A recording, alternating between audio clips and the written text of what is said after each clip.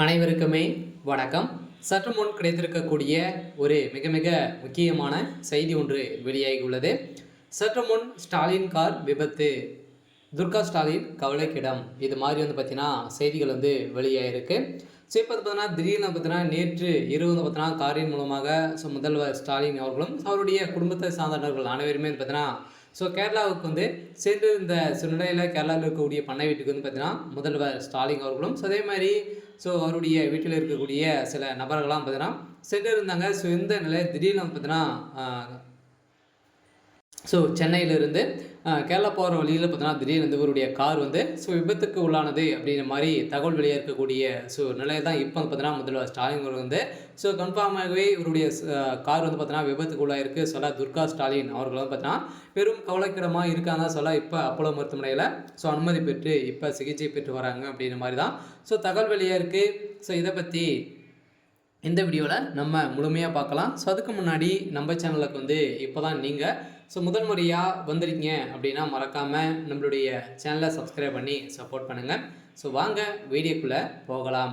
பார்த்தீங்கன்னா ஏற்கனவே பார்த்தீங்கன்னா முதல்வர் ஸ்டாலின் அவர்கள் திடீர்னு இது மாதிரி பார்த்தீங்கன்னா கேரளாவுக்கு போக வேண்டிய நிலை உருவாகி இருந்தது. இந்த நிலையில் பார்த்தீங்கன்னா அவருடைய கார் திடீர்னு பார்த்தீங்கன்னா நேற்று கேரளா அருகில் பார்த்தீங்கன்னா திடீர்னு ஒரு பாலத்தின் மீது மோதி அங்கே பார்த்தீங்கன்னா கார் வெள்ளட்டி அடித்து இப்போ பார்த்தீங்கன்னா துர்கா ஸ்டாலின் அவர்களுக்கு திடீர்னு பார்த்தீங்கன்னா தலையில் பலத்தம் காயம் ஏற்பட்டதாக இப்போ தகவல் வெளியாக இருக்குது. எந்த நிலையில் தான் பார்த்தீங்கன்னா அங்கே அப்போலோ மருத்துவமனையில் அங்கே இருக்கக்கூடிய அப்போலோ மருத்துவமனையில் அனுமதி பெற்று இப்போ சிகிச்சை பெற்று வராங்க.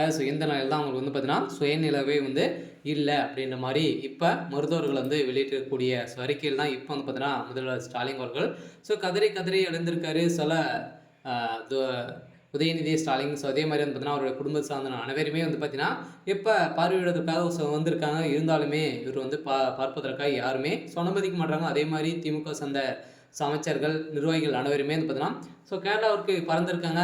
முதல்வர் ஸ்டாலின் அவர்கள் பதறடித்து ஓடிய சம்பவம் தான் அதிர்ச்சியை அளிச்சிருந்தாலுமே இப்போ ஏற்கனவே துர்கா ஸ்டாலின் அவர்களுக்கு உடல்நிலை குறைவாக தான் வயதும் ஆயிடுச்சு. எந்த நிலையில் தான்